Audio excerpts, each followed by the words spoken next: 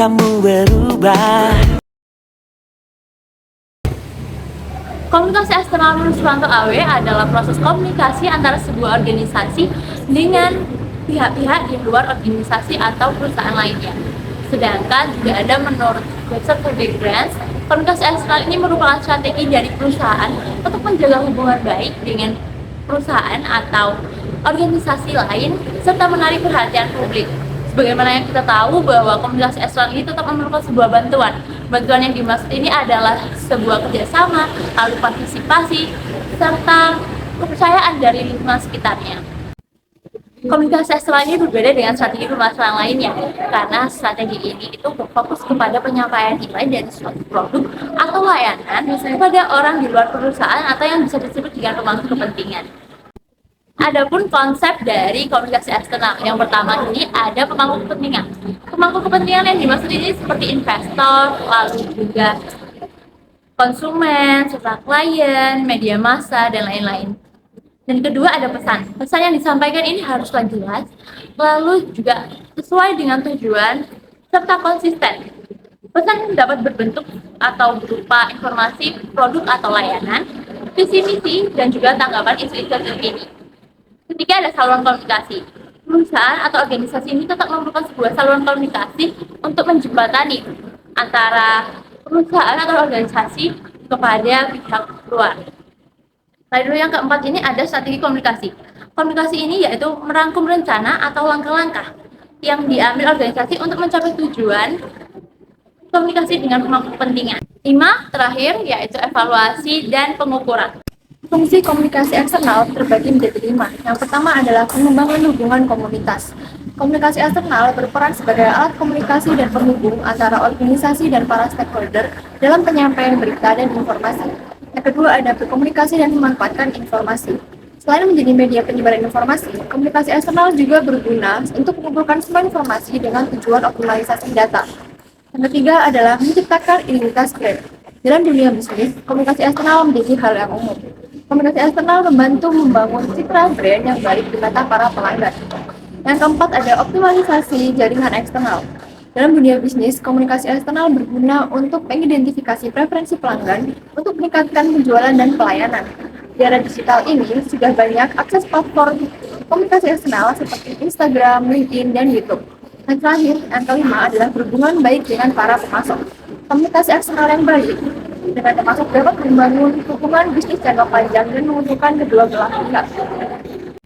Selanjutnya, saya akan menjelaskan mengenai media dalam komunikasi eksternal. Media dalam komunikasi eksternal merupakan alat ataupun sarana yang digunakan untuk membangun hubungan ataupun menyampaikan informasi oleh suatu organisasi kepada masyarakat publik ataupun pihak-pihak yang berada di luar dari organisasi tersebut. Contoh dari pihak-pihak ini itu seperti investor, pelanggan, mitra kerja, media massa, pemerintah, dan lain-lainnya. Pemilihan dan penggunaan media dalam komunikasi eksternal itu merupakan hal yang sangat penting. Hal ini dikarenakan media mengandung pesan yang ingin disampaikan kepada audiens ataupun pihak yang dituju dan mengandung tujuan dari strategi dari komunikasi tersebut. Contoh dari media dalam komunikasi eksternal itu seperti brosur, surat kabar, live event, media sosial, dan lain-lainnya. Menurut Suranto, terdapat beberapa media di dalam komunikasi, yaitu media cetak, radio, televisi, telepon, surat, dan media dan internet. Yang pertama ini ada media cetak. Media cetak itu merupakan media komunikasi yang dibuat secara tertulis ataupun tercetak dengan tujuan menjangkau publik eksternal. Publik eksternal ini contohnya seperti pemegang saham, investor, mitra kerja, konsumen, dan lain-lainnya. Kemudian yang kedua ada radio. Radio itu merupakan media audio yang berfungsi sebagai pengirim pesan berupa informasi suara ataupun lisan kepada audiensnya. Kemudian yang ketiga ini ada televisi. Dalam perkantoran sendiri, televisi digunakan untuk menyampaikan pesan kepada publik dengan cara memasang iklan ataupun mengundang wartawan untuk meliput berita mengenai kegiatan dalam perkantoran mereka. Kemudian yang keempat ini ada telepon. Telepon atau handphone sendiri pada saat ini sudah menjadi media yang paling sering digunakan dalam menyampaikan informasi dan bertukar informasi dengan dalam berbagai cara. Di perkantoran sendiri itu biasanya menggunakan pesawat telepon intercom sebagai alat komunikasi untuk menyampaikan warta ataupun pesan di dalam lingkungan perkantoran itu sendiri. ataupun dari satu bagian ke bagian lainnya yang masih berada di dalam satu instansi. Kemudian yang kelima ini ada surat. Surat itu merupakan media penyampaian informasi tertulis baik berupa konvensional maupun media elektronik, yaitu seperti email. Di dalam perkantoran sendiri itu banyak informasi yang keluar masuk dengan menggunakan surat, karena surat itu merupakan media komunikasi yang efektif ketika pihak yang terkait tidak dapat berhubungan secara langsung. Kemudian yang terakhir ini ada internet. Internet merupakan media komunikasi berbasis komputer dan teknologi informasi. Contoh dari internet ini seperti media sosial yang digunakan untuk berinteraksi langsung dengan audiens, berbagi informasi, dan membangun komunitas. Internet juga banyak digunakan dalam pelaksanaan komunikasi publik eksternal karena media ini dapat menjangkau khalayak yang luas. Pada intinya, media merupakan salah satu alat penting dalam komunikasi eksternal karena dapat membantu organisasi dalam menyampaikan pesan mereka dan menjaga hubungan baik dengan pihak lainnya, serta membantu dalam menangani berbagai situasi yang dapat mempengaruhi operasi dari organisasi tersebut. Model external communication menurut FND tahun 2013 terdapat dua hal. Yang pertama adalah komunikasi antara organisasi dengan khalayak. Komunikasi ini terjalin agar masyarakat maupun khalayak dapat berpartisipasi langsung dengan organisasi sehingga mereka mendapatkan ikatan batin yang kuat. Model komunikasi ini dilakukan agar saat sebuah organisasi mengalami permasalahan yang datang secara tiba-tiba, mereka dapat menyelesaikan permasalahan tersebut dengan baik dan benar. Selanjutnya, yang kedua adalah komunikasi antara khalayak dengan organisasi. Merupakan kegiatan yang dilakukan agar organisasi tersebut mendapatkan feedback dari khalayak. Sebuah informasi yang disampaikan oleh organisasi biasanya akan menghasilkan pro dan kontra atau biasa disebut dengan opini publik. Opini publik biasanya berdampak negatif terhadap organisasi. Oleh sebab itu, organisasi harus mampu untuk menyelesaikan permasalahan tersebut dan juga harus mampu untuk memberikan informasi kepada khalayak maupun masyarakat secara relevan, sehingga opini publik tersebut tidak akan memberikan dampak negatif terhadap organisasi. Nah, berbeda dengan FND, menurut Suranto dalam Hapsari di tahun 2013, model external communication terdapat 5 hal. Yang pertama adalah komunikasi antara organisasi dengan konsumen. Model komunikasi ini merupakan sebuah feedback yang diberikan oleh konsumen kepada organisasi. Konsumen dapat memberikan saran, tanggapan, maupun masukan kepada organisasi tersebut, sehingga organisasi tersebut dapat meningkatkan kualitas pelayanannya serta dapat menyesuaikan produk baik barang maupun jasa yang diharapkan dan diinginkan oleh konsumen. Model yang kedua adalah komunikasi antara organisasi dengan pemegang saham.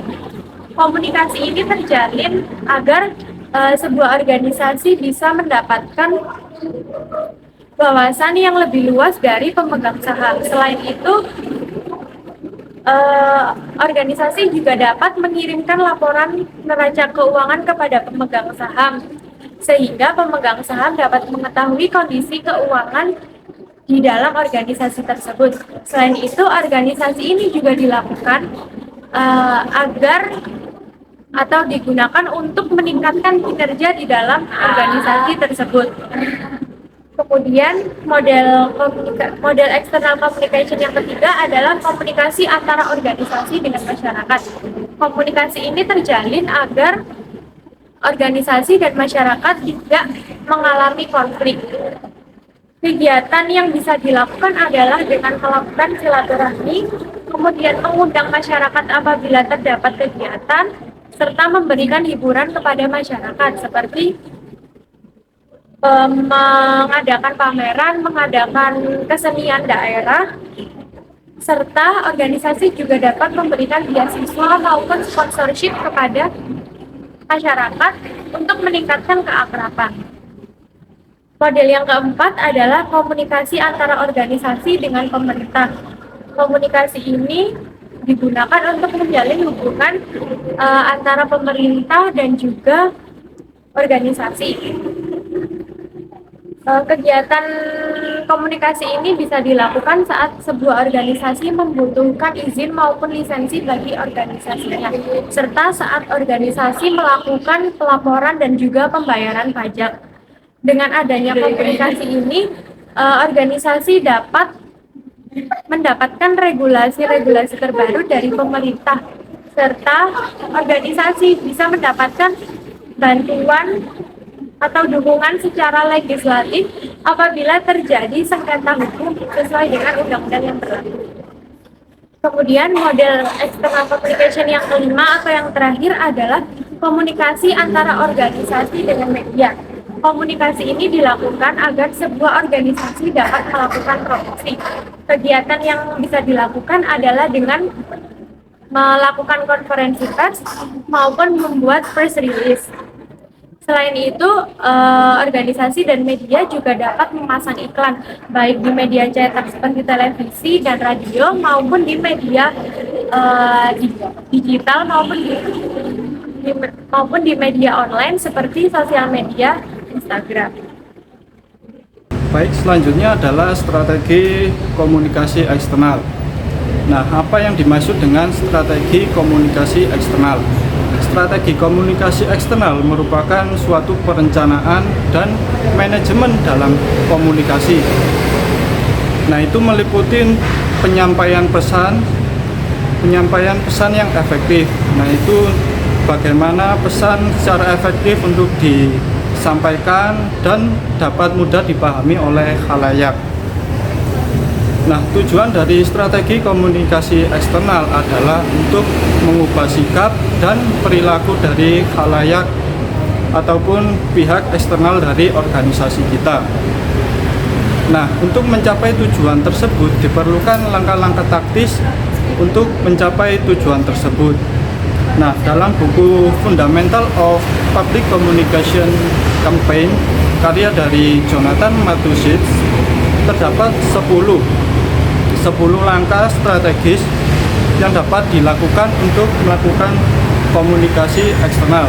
Nah, 5 langkah pertama yaitu merupakan tahapan perencanaan dan 5 langkah yang terakhir merupakan tahapan eksekusi. Nah, untuk memudahkan pemahaman, alangkah mudahnya kita untuk membayangkan contoh kasus bagaimana penerapan komunikasi eksternal untuk memudahkan kita memahami strategi komunikasi eksternal.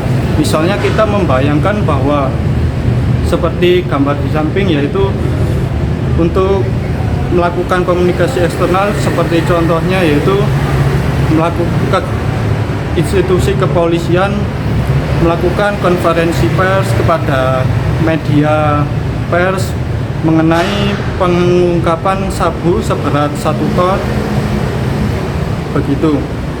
Nah, untuk menganalisis strategi yang diperlukan yaitu yang pertama yaitu pilih dan tentukan topik. Nah, topik yang dimaksud yaitu topik yang relevan dan sesuai dengan keadaan. Misalnya kita melakukan pemasaran suatu produk ataupun layanan tertentu, memperkenalkan produk maupun layanan tertentu, kemudian menyampaikan isu-isu penting maupun informasi-informasi penting. Seperti contoh yang telah saya sebutkan yaitu pengungkapan sabu seberat 1 ton. Kemudian yang kedua yaitu tentukan tujuan dan sasaran. Nah, tujuan dan sasaran merupakan 2 hal yang sedikit berbeda. Nah, tujuan itu ruang lingkupnya atau skopnya itu lebih luas, yaitu meliputi visi dan misi dari suatu organisasi. Kemudian sasaran yaitu skopnya lebih spesifik untuk mencapai tujuan ataupun target tertentu.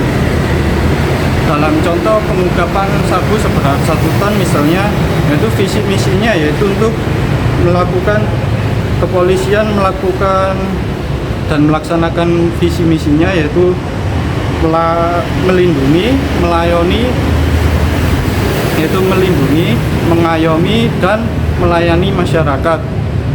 Kemudian sasaran spesifiknya tentu saja menyampaikan informasi pengungkapan sabu seberat 1 ton kepada masyarakat umum. Kemudian yang ketiga adalah analisis situasi sebelumnya. Maksud dari analisis situasi sebelumnya yaitu kita perlu menganalisis keadaan organisasi kita sebelum melakukan komunikasi. Misalnya kita perlu mengetahui keadaan pasar di luar organisasi kita itu bagaimana, kemudian kondisi pesaing kita bagaimana, dan kondisi-kondisi yang lain. Nah, dalam kasus pengungkapan sabu seberat 1 ton ini sangat penting karena dalam dosis kecil saja sabu sudah sangat berbahaya, apalagi dalam dosis 1 ton yang telah diungkap. Kemudian yang keempat adalah tentukan audiens. Nah, audiens ini sangat penting untuk kita tentukan di awal karena audiens merupakan pihak yang kita lakukan komunikasi.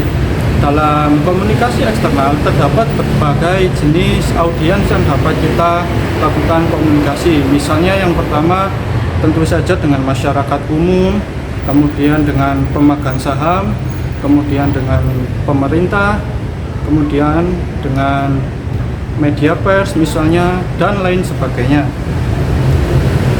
Dalam kasus konferensi pers kepolisian, yaitu kepolisian berkomunikasi dengan masyarakat umum melalui media ataupun pers.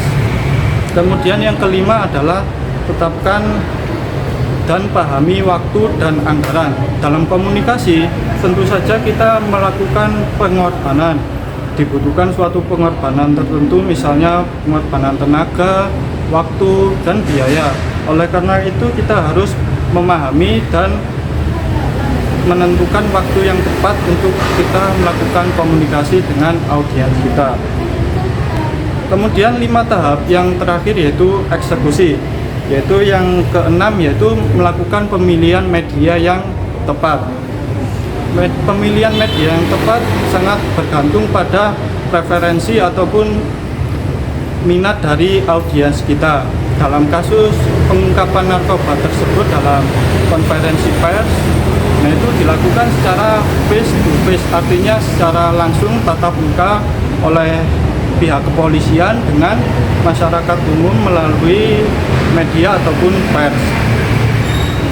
Nah, untuk media yang lain yaitu digunakan demonstrasi secara langsung, yaitu pengungkapan barang bukti di depan khalayak media pers, yaitu dibuktikan terungkap sabu seberat 1 ton.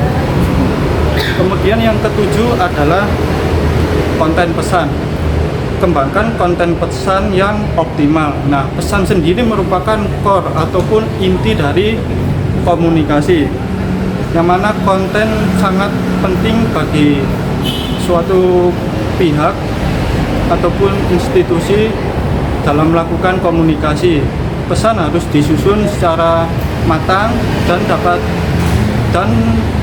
dapat pastikan mudah dipahami oleh audiens kita dan dapat diterima oleh masyarakat umum, begitu. Kemudian yang ke-8 adalah hindari komunikasi monologis. Artinya monologis itu kita melakukan komunikasi secara searah, artinya tidak ada timbal balik ataupun respon terhadap pertanyaan-pertanyaan begitu. Oleh karena itu dalam komunikasi eksternal kita harus menyiapkan ataupun berkomunikasi secara 2 arah dengan audiens kita. Misalnya dalam konferensi pers, media dapat melakukan dan memberikan pertanyaan kepada kepolisian, dan kepolisian dapat menjawab pertanyaan-pertanyaan tersebut. Kemudian yang ke-9 adalah perbarui informasi.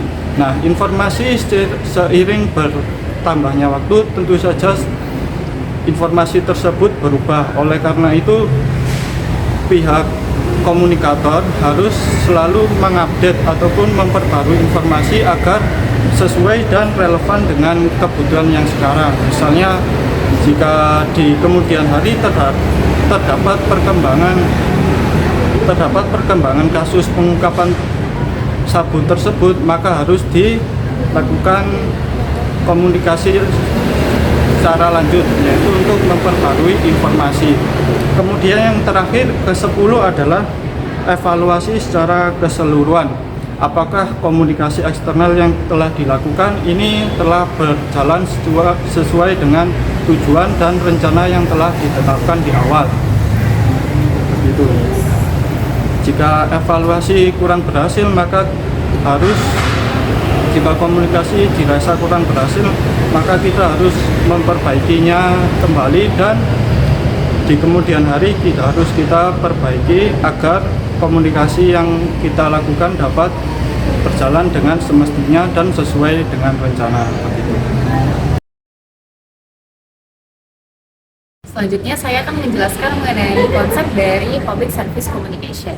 Konsep pelayanan publik sendiri sudah diatur dalam Undang-Undang Republik Indonesia Nomor 25 Tahun 2009. Di dalam undang-undang ini, konsep pelayanan publik dinyatakan sebagai kegiatan dalam rangka memenuhi kebutuhan pelayanan sesuai dengan peraturan perundang-undangan bagi setiap warga negara dan penduduk atas barang, jasa, dan layanan administratif yang diselenggarakan oleh penyelenggara pelayanan publik. Secara khusus, pelayanan sendiri berarti memberikan hak dasar kepada warga negara ataupun masyarakat sesuai dengan kebutuhan mereka yang berdasarkan di dalam undang-undang yang sudah diatur di dalam hukum. Secara umum, public service communication diartikan sebagai praktik komunikasi yang membantu organisasi memberikan pelayanan publik yang terbaik bagi konsumennya. Praktik ini dilakukan untuk membangun hubungan yang lebih baik sehingga semua pihak dapat bekerja sama dan mencapai suatu tujuan di dalam organisasi. Komunikasi publik dalam konteks birokrasi itu merupakan proses penyampaian pesan dan informasi tentang penyelenggaraan pemerintahan kepada masyarakat agar terjadinya pemahaman yang sama dan menciptakan perpaduan yang harmonis antara birokrasi dan masyarakat, sehingga para birokrasi ini dapat memberikan pelayanan publik yang optimal. Pelayanan publik merupakan tanggung jawab pemerintah, karenanya kebijakan publik yang dibuat oleh birokrasi tersebut juga harus berorientasi kepada masyarakat yang dilayani. Dan kebijakan yang berkaitan pelayanan publik harus dikomunikasikan dengan baik. Dalam kegiatan pelayanan, kualitas pelayanan bergantung pada unsur-unsur dari komunikasi pelayanan publik. Oleh karena itu, organisasi pelayanan publik harus memperhatikan faktor-faktor komunikasi. Kegagalan dalam komunikasi pelayanan publik dapat mengganggu informasi pelayanan publik dan berdampak negatif pada kualitas layanan. Karena kualitas pelayanan publik yang buruk, kepercayaan masyarakat terhadap penyelenggara pelayanan publik ini dapat menurun. Karenanya penting untuk memperhatikan unsur-unsur dari komunikasi pelayanan publik. Dalam komunikasi publik terdapat 5 komponen yang terjadi dalam proses komunikasi yang saling mempengaruhi. Yang pertama ini ada komunikator. Komunikator ini merupakan aparatur yang bertugas dalam memberikan pelayanan publik kepada masyarakat. Kemudian yang kedua ini ada pesan. Pesan ini berupa segala sesuatu yang berkaitan dengan informasi, keterangan, penjelasan, prosedur, ataupun lain-lainnya, baik secara verbal maupun non-verbal dalam proses pelayanan publik. Kemudian yang ketiga ini ada media, yaitu merupakan segala bentuk fasilitas dan peralatan, sarana dan sarana, baik modern maupun tradisional yang digunakan untuk menyampaikan informasi dalam proses pelayanan publik. Kemudian yang keempat ini ada komunikan, yaitu masyarakat atau publik yang melakukan urusan kepada instansi publik dengan segala karakteristiknya, dinamika, budaya, bahasa, dan perilakunya. Kemudian yang terakhir ini ada efek, yaitu merupakan pengaruh yang ditimbulkan dari proses komunikasi publik. Pengaruh ini bisa berupa positif ataupun negatif, bisa berkualitas maupun tidak berkualitas. Hal ini bergantung kepada bagaimana masyarakat mengolah dan cermat dalam menyerap informasi tersebut. Fungsi public service menurut Liliweri dalam Ramadhani tahun 2020 terdapat 2 hal. Yang pertama adalah fungsi umum. Di dalam fungsi umum juga mencakup beberapa hal di dalamnya. Yang pertama adalah penyampaian informasi kepada masyarakat baik secara individu maupun kelompok. Yang kedua adalah untuk memaparkan gagasan, ide, pokok maupun fakta, serta sikap organisasi yang merupakan subjek dari pelayanan organisasi publik. Selanjutnya adalah untuk meningkatkan kapasitas maupun kemampuan karyawan melalui rekan kerja internal. Dan yang terakhir adalah untuk menentukan pembagian pekerjaan, siapa yang menjadi atasan serta siapa yang menjadi bawahannya, serta untuk menentukan kekuasaan maupun wewenang di dalam organisasi. Fungsi public service yang kedua adalah fungsi khusus. Fungsi khusus juga mencakup beberapa hal. Yang pertama adalah menjadikan karyawan di dalam suatu organisasi untuk dapat ikut andil dalam menyelesaikan permasalahan di dalam organisasi. Yang kedua adalah membentuk serta memperbaiki hubungan antara rekan kerja internal untuk menghasilkan lingkungan kerja yang lebih harmonis dan juga baik. Yang ketiga adalah sebagai pengambilan keputusan apabila terjadi permasalahan yang memiliki ketidakpastian. Berbeda dengan Lillewary dalam Ramadhani tahun 2020, menurut Senjaja, fungsi public service communication terdapat 4 hal. Yang pertama adalah fungsi informatif. Fungsi ini diharapkan agar anggota di dalam organisasi senantiasa mendapatkan berbagai macam informasi yang bisa digunakan untuk kemajuan organisasi, sehingga anggota dapat melakukan kolaborasi dengan efektif, kemudian dapat mengambil keputusan dengan baik, serta dapat menjalankan tugas dengan efisien. Dengan akses informasi yang tepat waktu dan relevan, anggota di dalam organisasi dapat terus memperbarui pengetahuan serta keterampilan mereka sehingga dapat meningkatkan inovasi dan juga produktivitas di dalam organisasi. Fungsi yang kedua adalah fungsi regulatif. Fungsi ini berhubungan dengan hukum yang berlaku di dalam organisasi, di mana atasan memiliki wewenang untuk mengontrol dan juga menyampaikan informasi kepada bawahannya. Sedangkan bawahan memiliki wewenang untuk meminta kepastian mengenai pekerjaan apa saja yang boleh dan tidak boleh dikerjakan. Selanjutnya, fungsi yang ketiga adalah fungsi persuasif. Fungsi ini digunakan untuk memberikan contoh kepada bawahan mengenai pekerjaan apa yang harus dilakukan tanpa atasan harus memberikan perintah. Hal ini dilakukan karena pekerjaan yang dilakukan secara sukarela tanpa adanya paksaan akan menghasilkan hasil akhir yang lebih maksimal dan memuaskan. Fungsi yang keempat adalah fungsi integratif. Fungsi ini dimaksud untuk menyediakan saluran informasi kepada karyawan maupun anggota di dalam organisasi, sehingga mempermudah mereka dalam mengerjakan tugas dan sehingga bisa mendapatkan hasil akhir yang lebih maksimal. Dua saluran informasi yang dimaksud di sini adalah saluran informasi formal dan juga saluran informasi non formal. Baik, selanjutnya ada media public service communication. Menurut Aska Fazahuja tahun 2020, media komunikasi dalam proses penyebaran pesan oleh pihak komunikator kepada pihak komunikan adalah perantara di mana memiliki tujuan dalam keefisienan untuk menyebarkan suatu informasi. Nah, media komunikasi ini berguna untuk menyampaikan informasi, mengedukasi, dan berinteraksi dengan masyarakat. Selanjutnya ada pun jenis media yang bisa digunakan oleh organisasi ataupun perusahaan. Yang pertama ada media cetak. Media cetak yang seperti kita tahu yaitu yang telah berada di masyarakat yang banyak sekarang itu yaitu koran, lalu majalah, dan juga bisa brosur untuk menyampaikan pesan secara rinci dan bisa informasi yang lebih lengkap kepada masyarakat.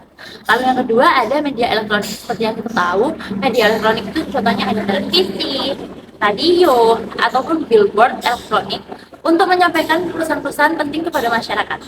Yang ketiga ada media online. Nah, media online ini luas banget. Contohnya kayak media sosial yang bisa diakses lewat HP ataupun laptop, komputer. Lalu dan tidak juga lupa itu ada website. Nah, kita bahas dulu yang media sosial aja ya. Yang media sosial ini kita tuh bisa memasarkan itu lebih lebih lengkap dan bisa memberikan informasi itu lebih luas karena bisa menggunakan aplikasi-aplikasi yang sering digunakan oleh masyarakat. Contohnya kayak Instagram, lalu X, juga Facebook, dan bisa contohnya ada pun influencer itu contohnya ada di TikTok. Nah, yang kedua ada website. Website ini bisa kalian akses contohnya kayak di mall terpadunya Kota Malang. Nah, di website itu sudah tertulis semua menu-menu atau layanan yang disediakan oleh mall terpadu yang ada di Kota Malang. Dan kita bisa mengaksesnya dengan ya tinggal kita klik cari website mall terpadu Kota Malang, dan di situ saat kita klik akan keluar layanan yaitu banyak sekali, contohnya kayak untuk pengurusan KTP dan juga sansan Kota Malang dan lain sebagainya. Nomor antrian ini untuk memberikan informasi kepada pengguna agar tidak menunggu terlalu lama ataupun mungkin juga bosan antri di ruangannya, itu bisa turun dulu dan sekalian main-main keramayanannya seperti itu. Dan terakhir ada media interaktif, aplikasi seluler yang memudahkan masyarakat untuk mengakses informasi dan layanan pemerintah seperti aplikasi pembayaran pajak, lalu pelaporan masalah lingkungan. Nah, dan tidak juga lupa kalau misalnya di aplikasi media interaktif ini selalu akan ada namanya layanan panggilan atau call center untuk lebih bisa menanyakan, pengguna ini bisa menanyakan lebih rinci penggunaannya itu seperti apa dan menanyakan jika ada kebutuhan seperti itu. Baik, selanjutnya adalah efek public service communication. Seperti yang telah kita ketahui bahwa dalam komunikasi tentu saja terdapat unsur-unsur ataupun komponen pembentuk. Nah, menurut Hardiansyah pada tahun 2015 terdapat 5 komponen penyusun komunikasi. Yang pertama adalah komunikator. Komunikator merupakan pihak yang menyampaikan pesan kepada komunikan. Komunikator dalam kaitannya public service communication yaitu berperan sebagai aparatur sipil negara, pegawai pemerintah, dan sejenisnya dalam melakukan pelayanan dan memberikan informasi kepada masyarakat. Kemudian unsur yang kedua adalah pesan. Pesan merupakan inti dari suatu kegiatan komunikasi yang mana pesan harus kita siapkan dengan secara matang dan baik agar mudah dipahami oleh audiens ataupun komunikan. Kemudian unsur yang ketiga adalah media. Bagaimana pesan yang telah kita susun sedemikian rupa dapat kita komunikasikan ataupun dapat kita salurkan kepada komunikan dengan efektif melalui saluran-saluran tertentu. Misalnya dalam hal ini komunikasi melalui media audiovisual, melalui video, kemudian opsi lain misalnya melalui media tatap muka secara langsung dan berbagai media pilihan media yang lainnya. Kemudian unsur yang keempat tentu saja adalah komunikan. Komunikan merupakan pihak yang menerima pesan dari komunikator dan dari komunikator ke komunikan. Artinya komunikan adalah pihak yang menerima pesan. Kemudian unsur yang kelima yaitu adalah feedback ataupun umpan balik dari komunikan kepada komunikator, komunikan dan komunikator. Feedback dipengaruhi oleh efek dari komunikasi, misalnya dari komunikasi berefek baik ataupun buruk, berefek senang dan sebaliknya, dan efek-efek yang lain, sehingga menimbulkan berbagai tanggapan, respon maupun umpan balik yang diberikan komunikan kepada komunikator. Nah, efek komunikasi sendiri merupakan suatu perbedaan pikiran, perasaan ataupun perilaku yang dialami oleh pelaku komunikasi sebelum dan sesudah khususnya komunikan sebelum melakukan komunikasi merasa kurang paham sesuatu, kemudian setelah komunikasi menjadi paham terkait sesuatu. Begitu pula hal-hal yang lain, yaitu ada efek yang pasti yang dialami oleh komunikan. Nah, kaitannya dengan public service communication, yaitu pesan yang disampaikan komunikator, yaitu aparatur sipil negara ataupun pegawai pemerintahan, haruslah dilakukan dengan jelas, terukur, dan berpengaruh kepada pemahaman dan perilaku dari masyarakat sebagai komunikan.